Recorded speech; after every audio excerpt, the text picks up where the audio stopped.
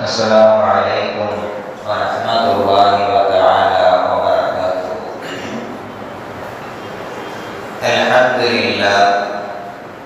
Alhamdulillahi rabbil alamin. Wassalatu wassalamu ala sayyidina Muhammadin wa ala alihi wa ashabihi ajma'in, amma ba'd. Faqad qala Allah ta'ala fil Qur'anil 'azim wal Furqanil Majid. A'udzu billahi minasy syaithanir rajim. Bismillahirrahmanirrahim. Wa man yuridillahu an yahdiyahu yashrah sadrahu lil Islam. Wa man yurid an yudhillahu yaj'al sadrahu dayyqan ka'annama yas'adu fis sama'.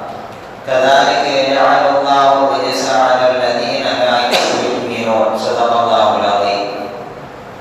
Subhanaka la 'ilma lana illa ma 'allamtana innaka antal 'alimul hakim. Rabbi shrah li sadri wa yassir li amri wahlul 'uqdatam min lisani yafqahu qawli.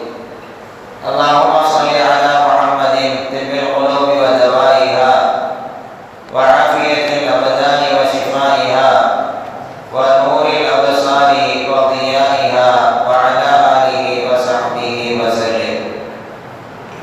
அளவற்ற அருளாளனும் நிகரற்ற அன்பாளனுமான எல்லாம் வல்ல அல்லாஹ்வின் திருப்பெயரால் வார்த்தைகளை தொடர்கிறேன். எல்லா புகழும் புகழ்ச்சியும் அல்லாஹ் ஒருவனுக்கே உரித்தாகட்டுமாக. ஸலாத்தும் ஸலாமும் நாயகம் முஹம்மது ரசூலுல்லாஹ் ஸல்லல்லாஹு அலைஹி வஸல்லம் அவர்கள் மீதும், அவர்கள் வாழ்வை அப்படியே பின்பற்றி நடந்த சத்திய சஹாபாக்கள், தாபிஈன்கள், தபஅ தாபிஈன்கள், நல்லோர்கள், நாதாக்கள் இங்கே குழுமி இருக்கின்ற நம் அனைவர் மீதும் என்றும் உண்டாகட்டுமாக. ஆமீன். சபைக்குரிய அல்லாஹ் நல்லடியார்களே, அல்லாஹ் ஜல்ல ஷானஹு தஆலா பல்வேறு அருள் பாக்கியங்களை நமக்கு கொடுத்திருக்கிறார். அவன் கொடுத்திருக்கின்ற அருள் பாக்கியங்களில் மிக உன்னதமான அருள் பாக்கியம் அல்லாஹ்வையும் அவனிட்ட கோட்பாடுகளையும் நம்பி வாழக்கூடிய முஃமின்களாக நம்மை வைத்திருப்பதை விட சிறந்த பாக்கியம் வேறு எதுவும் இல்லை.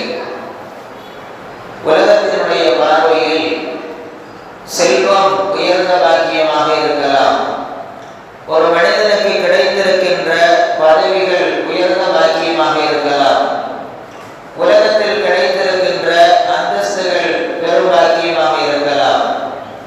இப்படி உலகம் சார்ந்திருக்கக்கூடிய எத்தனையோ அருள்கள் பெரும் பாக்கியம் என்று உலகத்தினுடைய பார்வையில் இருந்தாலும், அல்லாஹ் ஜல்ல ஷானஹு தஆலா அவனையும் அவனிட்ட கட்டளைகளையும் ரசூலுல்லாஹி ஸல்லல்லாஹு அலைஹி வஸல்லம் அவர்கள் காட்டிக் கொடுத்திருக்கின்ற அற்புதமான இஸ்லாமிய நெறிமுறைகளையும் பின்பற்றி வாழ்வதற்கு கொடுத்த அருள் பாக்கியங்களை விட சிறந்த அருள் பாக்கியம் வேறு எதுவும் இல்லை. அல்லாஹ் ஜல்ல ஷானஹு தஆலா அந்த அருள் பாக்கியங்களை எல்லோருக்கும் கொடுத்து விடுவதில்லை. செல்வத்தை எப்படி சிலருக்கென்று கொடுத்து வைத்திருக்கிறானோ, அந்தஸ்துகளை சிலருக்கென்று கொடுத்து வைத்திருக்கிறானோ, கல்வி ஞானங்களை சிலருக்கென்று கொடுத்து வைத்திருக்கிறானோ, அதுபோல் அல்லாஹ் ஜல்ல ஷானஹு தஆலா இவையெல்லாம் இல்லாதவர்களை விட இந்த அருள் பாக்கியத்தை தேர்ந்தெடுத்து சிலருக்கு மட்டுமே கொடுக்கிறார். செல்வம் இல்லாதவர்களிடத்தில், பதவி இல்லாதவர்களிடத்தில், கல்வி ஞானங்கள் நிறைய இல்லாதவர்களிடத்தில் கூட அல்லாஹ் ஜல்ல ஷானஹு தஆலா ஈமான் என்கின்ற அற்புதமான பாக்கியத்தை கொடுத்து விடுகிறார். அல்லாஹ் சொல்லி தருகிறார், ஃபமன் யுரிதில்லாஹு அன் யஹ்தியஹு யஸ்ரஹ் ஸத்ரஹு லில் இஸ்லாம். அல்லாஹ் யாருக்கு நாடி இருக்கிறானோ அவருக்கு தான் இஸ்லாத்தை ஏற்றுக்கொள்ளக்கூடிய பாக்கியத்தையும் இஸ்லாத்தினுடைய அடிப்படையில் வாழக்கூடிய பாக்கியத்தையும் அவர்களுக்கு கொடுக்கிறார். அவர்களுடைய நெஞ்சங்களை அல்லாஹ் ஏற்றுக்கொள்ள தகுந்தாற் போல விசாலமாக வைத்திருக்கிறான் என்று அல்லாஹ் ஜல்ல ஷானஹு தஆலா சொல்லி தருகிறார். நபிகள் பெருமானார் ஸல்லல்லாஹு அலைஹி வஸல்லம் அவர்களிடத்தில் இந்த வசனம் இறங்கிய போது சஹாபாக்கள் கேட்பார்கள், யா ரசூலல்லாஹ், நெஞ்சம் விரிவடைவது என்றால் என்ன என்று சஹாபாக்கள் அண்ணல் பெருமானார் ஸல்லல்லாஹு அலைஹி வஸல்லம் அவர்களிடத்தில் கேட்டபோது அண்ணல் பெருமானார் ஸல்லல்லாஹு அலைஹி வஸல்லம் சொல்லுவார்கள், அது ஒரு ஒளி என்று சொல்லி காட்டினார்கள். நெஞ்சத்திலே ஏற்படக்கூடிய ஒரு ஒளி, அந்த பிரகாசம் தான் அவனுக்கு விரிவடைய செய்கிறது என்று அண்ணல் பெருமானார் ஸல்லல்லாஹு அலைஹி வஸல்லம் சொல்லிவிட்டு அடுத்து சஹாபாக்கள் கேட்கிறார்கள், உள்ளத்திலே இந்த ஒளி கிடைத்திருக்கிறது என்பதற்கான அடையாளங்கள் ஏதாவது இருக்கிறதா நாயகமே என்று அண்ணல் பெருமானார் ஸல்லல்லாஹு அலைஹி வஸல்லம் அவர்களிடத்தில் அடுத்ததாக சஹாபாக்கள் கேட்டபோது ஸல்லல்லாஹு அலைஹி வஸல்லம் அவர்கள் பதில் சொல்வார்கள், உலகத்தினுடைய சிந்தனைகள் குறைந்து போய், உலகத்தினுடைய ஆடம்பரமான சிந்தனைகள் அவனிடத்திலிருந்து அகன்று போய், மறுமையை குறித்துள்ளான சிந்தனைகள் அதிகமாகி அல்லாஹ்வின் மீது அவனுக்கு நம்பிக்கை ஏற்பட்டு முழுக்க முழுக்க அல்லாஹ்வை குறித்துள்ளான சிந்தனை இருக்கிறான் தெரியுமா? இந்த சிந்தனை தான் அவனிடத்தில் அல்லாஹ் அவனுடைய உள்ளத்திலே ஒளியை பாய்ச்சிருக்கிறான் என்பது பொருள் என்று அண்ணல் பெருமானார் ரசூலுல்லாஹி ஸல்லல்லாஹு அலைஹி வஸல்லம் அவர்கள் மிக அற்புதமான முறையில் விளக்கம் சொல்லுவார்கள். சஹாபாக்கள் அந்த ஈமானை மிக அற்புதமாக பாதுகாத்தவர்கள், ஈமானிலே நிலைத்திருந்தவர்கள். நம்முடைய வாழ்க்கையில் நாம் பார்க்கின்ற போது சஹாபாக்களை போன்று பல்வேறு விதமான கஷ்டங்களை பெற்றதற்கு பின்னால் நமக்கு ஈமான் கிடைக்கவில்லை. நிறைய ஆய்வுகள் செய்ததற்கு பின்னால் ஈமான் கிடைக்கவில்லை. பெற்றோர்களின் வழிவழியாக அல்லாஹ் ஜல்லஷானஹு தஆலா இந்த ஈமானை கொடுத்திருக்கிறார். ஆனால் இந்த ஈமான் இப்பொழுது நிறைய நபர்களிடத்தில், அதுவும் குறிப்பாக இளம் தலைமுறையினிடத்தில் அந்த ஈமான் இப்பொழுது கேள்விக்குறியாக்கப்பட்டு வருவதை பார்க்கிறோம். ஏதாவது ஒரு காரணத்தின் மூலமாக, ஏதாவது ஒரு பிரச்சனைகளின் மூலமாக, சின்ன சின்ன விஷயங்களின் மூலமாக ஈமானை இழக்கக்கூடிய நிலைகளுக்கு கூட அடுத்த தலைமுறை போய்கொண்டிருக்கிறது என்பதை எண்ணி பார்க்கின்ற போது சமூகத்தினுடைய பெருமக்கள் இதை குறித்து நிறைய சிந்திப்பதற்கு கடமைப்பட்டிருக்கிறோம். சுஃபியான் ரலியல்லாஹு தஆலா அவர்கள் அண்ணல் பெருமானார் ஸல்லல்லாஹு அலைஹி வஸல்லம் இடத்திலே கேட்கிறார்கள், யா ரசூலல்லாஹ், இஸ்லாத்தை பற்றி எனக்கு ஒரு வார்த்தையை சொல்லித்தாருங்கள். ஆனால் இதற்கு பின்னால் அந்த வார்த்தையை பற்றி நான் யாரிடத்திலும் தெளிவு பெறாத முடியாத அளவிற்கு மிக தெளிவான ஒரு செய்தி எனக்கு கற்றுத்தாருங்கள் என்று சுஃபியான் ரலியல்லாஹு தஆலா அவர்கள் அண்ணல் பெருமானார் ஸல்லல்லாஹு அலைஹி வஸல்லம் இடத்திலே கேட்ட பொழுது ரசூலுல்லாஹி ஸல்லல்லாஹு அலைஹி வஸல்லம் அவர்கள் இரண்டு செய்தியை சொல்லுவார்கள். குல் ஆமன்து பில்லாஹ், நான் அல்லாஹ்வை நம்பி இருக்கிறேன் என்று சொல்லுங்கள்.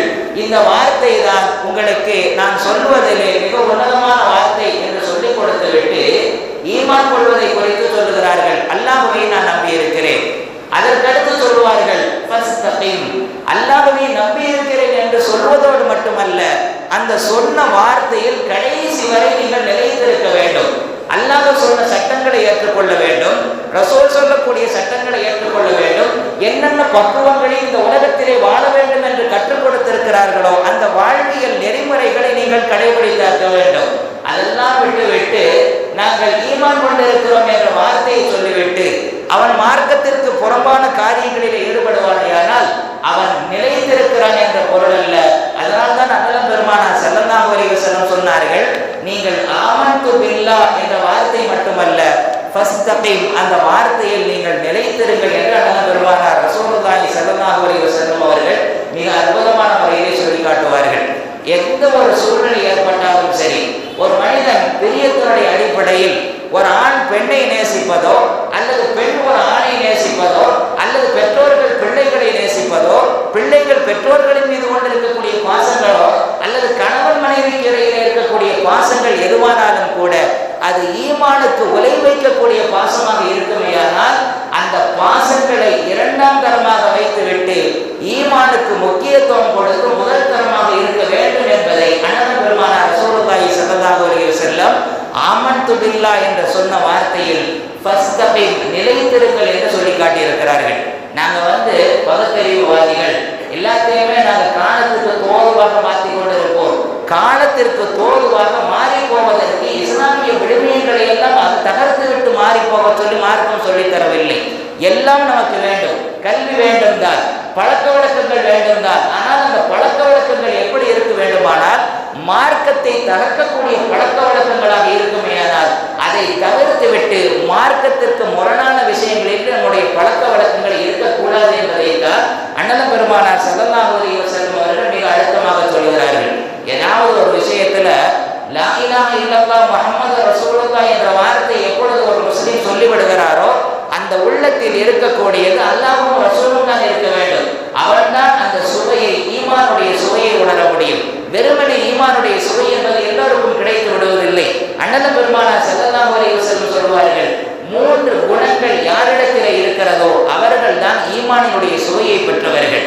நாம் ஏதாவது ஒரு பொருளை சாப்பிடுகிறோம், சாப்பிடக்கூடிய நேரத்தில் நாவில் இருக்கக்கூடிய அந்த சுவை மொட்டுக்களுக்கு அந்த பலம் இருந்தால்தான் சுவைக்கக்கூடிய சுவையினுடைய பொருள் நமக்கு தெரிவதை போல ஈமானுடைய பாக்கியம் யாருடைய உள்ளத்தில் இருக்கிறதோ அவர்களுக்கு மட்டும்தான் அந்த ஈமானுடைய சுவை என்பது புரிய முடியும். நபிகள் ஸல்லல்லாஹு அலைஹி வஸல்லம் சொல்கிறார்கள், அல்லாஹ்வும் ரசூலும் யாருடைய உள்ளத்திலே மிக அற்புதமான முறையிலே நெருக்கமாக இருக்கிறார்களோ, மற்ற எல்லா பாசங்களை விட, பெற்றோர்களுடைய பாசங்களை விட, பிள்ளைகளுடைய பாசங்களை விட, நண்பர்களினுடைய பாசங்களை விட, தோழர்களினுடைய பாசங்களை விட, சுற்றத்தார்களினுடைய பாசங்களை விட அல்லாஹ்வும் ரசூலினுடைய பாசம் யாருடைய உள்ளத்திலே நிறைந்திருக்கிறதோ அவர்கள்தான் வதது ஹலாவத்துல் ஈமான், ஈமானுடைய சுவையை பெற்றுக் கொண்டிருக்கிறார்கள் என்று சொல்லிவிட்டு இரண்டாவதாக சொல்லுவார்கள், நான் ஒருவரை நேசிக்கிறேன் என்றால் நேசத்தினுடைய காரணம் இருக்க வேண்டும்.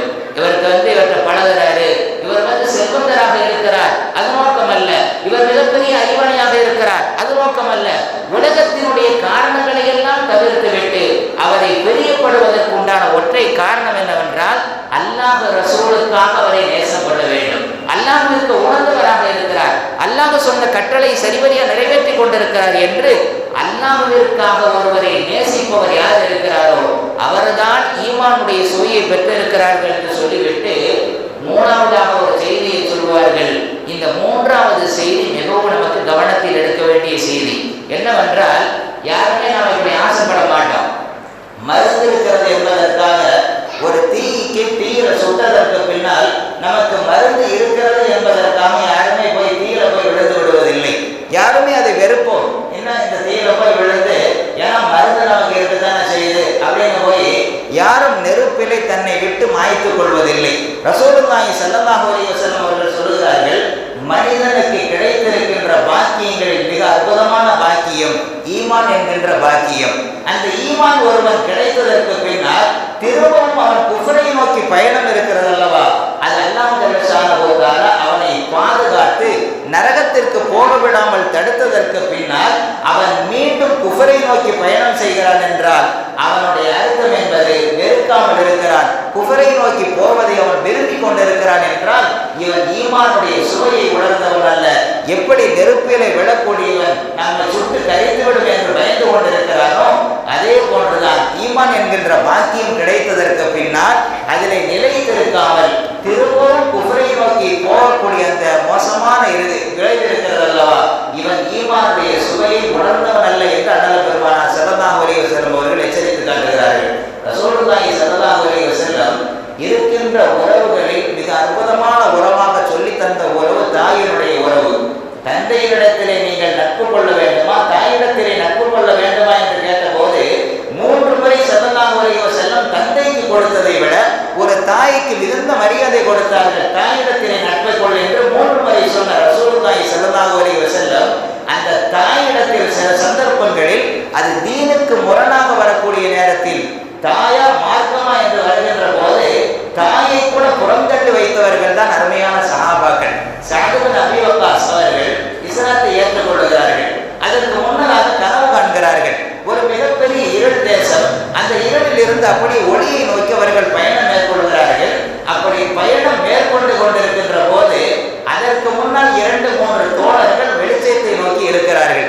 இந்த கனவுக்குண்டான விளக்கத்தை அவர்கள் புரிந்து கொள்கிறார்கள். ரசூலுல்லாஹி ஸல்லல்லாஹு அலைஹி வஸல்லம் அந்த நேரத்தில் மக்கள் பிரச்சாரம் செய்து கொண்டிருக்கிறார்கள் இஸ்லாத்தினுடைய பிரச்சாரத்தை. நாம் இஸ்லாத்தை நோக்கி பயணிக்க வேண்டும் என்று கலிமாவை சொல்லி அவர்கள் இஸ்லாத்தை ஏற்றுக்கொள்ளுகின்ற போது எந்த தோழர்களை அவர்கள் கனவிலே பார்த்தார்களோ, சஅத் இப்னு அபீ வக்காஸ் ரலியல்லாஹு தஆலா அவர்கள் அத்தனை தோழர்களும் தனக்கு முன்னதாக ஈமான் கொண்டிருக்கிறார்கள்.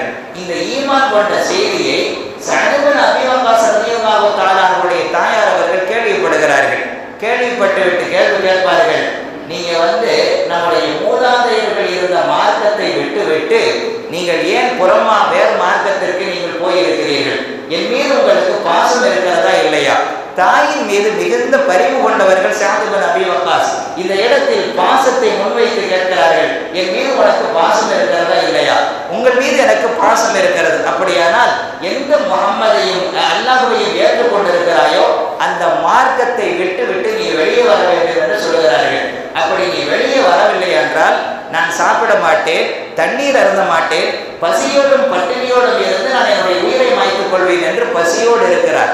இப்பொழுது சஅத் பின் அபீ வக்காஸ் ரலியல்லாஹு தஆலா அவர்களுக்கு தாய் பாசத்தை நாம் பார்த்துக் கொள்வதா, ஏற்றிருக்கக்கூடிய மார்க்கத்தில் நிலைத்திருப்பதா என்கின்ற இரண்டு விதமான இக்கட்டான சூழ்நிலைகளை தள்ளப்பட்ட போது அவர்கள் யோசிக்கிறார்கள், தாய் பாசத்தை விட அல்லாஹ் ஜல்லஷானஹு வ தஆலா வழிகேட்டிலிருந்து நமக்கு நல்ல ஒரு வழியை கொடுத்திருக்கிறார் அல்லவா, நரகத்திலிருந்து மீட்டு கொடுத்ததற்கு பின்னால் மீண்டும் நம்முடைய பயணம் நரகத்தை நோக்கி இருக்கக்கூடாது அல்லவா என்பதை உணர்ந்து கொண்டு பிடிவாதமாக இருக்கிறார்கள். நான் ரசூலை விட்டு, நான் இஸ்லாத்தை விட்டு வெளியே வர மாட்டேன், இஸ்லாத்திலே உறுதியாக இருப்பேன் என்று இருக்கிறார்கள். தாயாரும் பிடிவாதமாக இருக்கிறார்கள். கடைசியில் தாயாரிடத்திலே சொன்னார்கள், அன்பு தாயவர்களே, உங்கள் மீது நான் நிறைய பாசம் வைத்திருக்கிறேன் என்பது உண்மைதான். உங்களுக்கு ஒரு உயிர் போய் பல உயிர்கள் கொடுக்கப்பட்டு ஒன்றன் பின் ஒன்றாக அத்தனை உயிர்கள் போனாலும் பரவாயில்லை, நான் ஏற்றிருக்கக்கூடிய அந்த மார்க்கத்தை விட்டு நான் வெளியே வர தயாராக இல்லை என்று ஒரு தாய்க்குண்டான மரியாதையை சொல்ல சொன்ன அதே இஸ்லாம் அல்லாஹ் ஜல்லஷானஹு வ தஆலா ஆயத்தை இறக்கி கொடுத்தார். வஇன் ஜாஹதாக அலா அன் துஷ்ரிக பிமா லைஸ லக பிஹி இல்ம், விவரம் இல்லாமல் உங்களை அவர்கள் நிர்பந்தம் செய்து பாசத்தை முன்வைத்து மறுக்க வேண்டும் என்று சொன்னால் அவர்களுக்கு நீங்கள் கட்டுப்பட்டு விடாதீர்கள். பலா துதிஉஹுமா, அதனால் பெற்றோர்களை வெறுக்க வேண்டும் என்கின்ற பண்பியலை மார்க்கம் சொல்லவில்லை, கட்டுப்படாதே என்று சொல்லிக் கொடுத்த அதே மார்க்கம் அடுத்து சொன்னது வஸாஹிபுஹுமா ஃபித் துன்யா, உலகத்தில் பெற்றோர்களுக்கு செய்ய வேண்டிய மரியாதையோடு அவர்களுடைய தோழமை உணர்வுகளோடு இருந்து கொள்ளுங்கள் என்கின்ற வார்த்தையை குர்ஆன் இறக்கி கொடுத்தது என்றால் சஅத் பின் அபீ வக்காஸ் ரலியல்லாஹு தஆலா அவர்கள் ஈமானுக்கு எப்படி முக்கியத்துவம் கொடுத்தார்களோ, தாயினுடைய அன்பா அல்லது மார்க்க பிடிப்பா என்று வருகின்ற போது தாயினுடைய அன்பை இரண்டாம் தாரமாக வைத்துக் கொண்டு ஈமானுக்கு எப்படி முக்கியத்துவம் கொடுத்தார்களோ அது போன்ற வாழ்க்கையை நம்முடைய பிள்ளைகளுக்கு கற்றுக் கொடுக்க வேண்டும். நம்ம கண்ணியமான முறையில நம்முடைய பிள்ளைகள் வெளியே படிக்க செல்கிறார்கள், நல்ல முறையில படிச்சுட்டு தானே வர்றாங்க என்று நாம் நம்பிக்கையோடு அனுப்பி வைக்கிறோம். இங்கே இரண்டு விதமான தவறுகள் இங்கே நடந்து கொண்டிருக்கிறது. படிப்பதில் மார்க்கம் தவறு சொல்லவில்லை, படிப்பதற்கு அனுமதி கொடுக்கக்கூடிய மார்க்கம் இந்த பிள்ளைகள் யாரோடு பழகுகிறார்கள், எதை பேசுகிறார்கள் என்றெல்லாம் நாம் கொஞ்சம் கூட சிந்திப்பதும் இல்லை. இப்படியெல்லாம் இருக்கின்ற போது சில நேரங்களில் மனிதனுடைய ஈர்ப்பு இருக்கிறது அல்லவா, ஆண் மீது பெண்ணினுடைய ஈர்ப்பும் பெண் மீது ஆண் மீது ஏற்படக்கூடிய அந்த ஈர்ப்பு சில சந்தர்ப்பங்களில் அபரிமிதமான ஈர்ப்பாக போகக்கூடிய நேரத்தில் அவர்கள் எந்த ஒரு நிலைக்கும் அவர்கள் தள்ளப்படுகிறார்கள். ஈமான விட்டு வெளியே வா அப்படின்னா சரி பரவாயில்லை, எனக்கு அவன் தான் முக்கியம் என்ற பெண்ணும் அல்லது அவள் தான் முக்கியம் என்ற ஒரு ஆண் நிலைப்படுகின்ற போது அந்த இடத்தில் ஈமான் என்பது இரண்டாம் தரமாக போய்விடுகிறது. அல்லாஹ் ஜல்லஷானஹு வ தஆலா காப்பாற்ற வேண்டும். அதனால் தான் அல்லாஹ் பெருமானார் ஸல்லல்லாஹு அலைஹி வஸல்லம் மிகுந்த எச்சரிக்கை சொன்னார்கள். ஒரு ஹலாவத்துல் ஈமான், ஈமானுடைய சுவை யாருக்கு கிடைக்கும் என்றால் நரகத்தில் திரும்பவும் விழுவதை போல, ஒரு நெருப்பில் விழுவதை போன்ற ஒரு அச்ச உணர்வு அவனுக்கு இருக்க வேண்டும். அதனால்தான் ரசூலுல்லாஹி ஸல்லல்லாஹு அலைஹி வஸல்லம் அவரிடத்தில் படித்திருந்த சஹாபிகள் அற்புதமாக சொல்வார்கள். ஜுந்துப் பின் அப்துல்லாஹ் ரலியல்லாஹு அன்ஹு அவர்கள் சொல்வார்கள், நாங்கள் குர்ஆனை கற்றுக்கொண்டதற்கு முன்னால், குர்ஆனுடைய சட்டதிட்டங்களை படிப்பதற்கு முன்னால் ஈமானை பற்றிய செய்திகளைத்தான் ரசூலுல்லாஹி ஸல்லல்லாஹு அலைஹி வஸல்லம் எங்களுக்கு கற்றுக் கொடுத்தார்கள். நாங்கள் பருவ வயதை அடையக்கூடிய நிலையில் உள்ள வாலிபர்களாக ரசூலோடு நாங்கள் இருந்தோம்.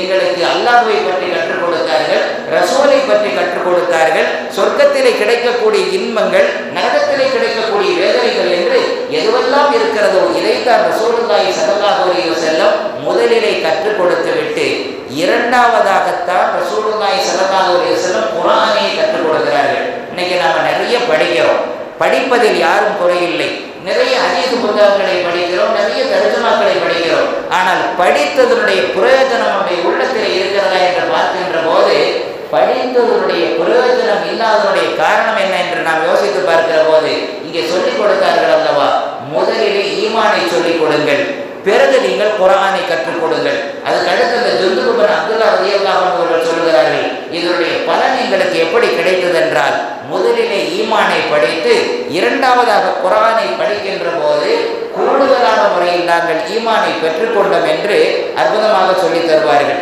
அலி ரலியல்லாஹு தஆலா அவர்கள் சொல்லுவார்கள், ஈமான் என்பது ஒரு மனிதனுடைய உள்ளத்தில் ஏற்படக்கூடிய அற்புதமான ஒளி.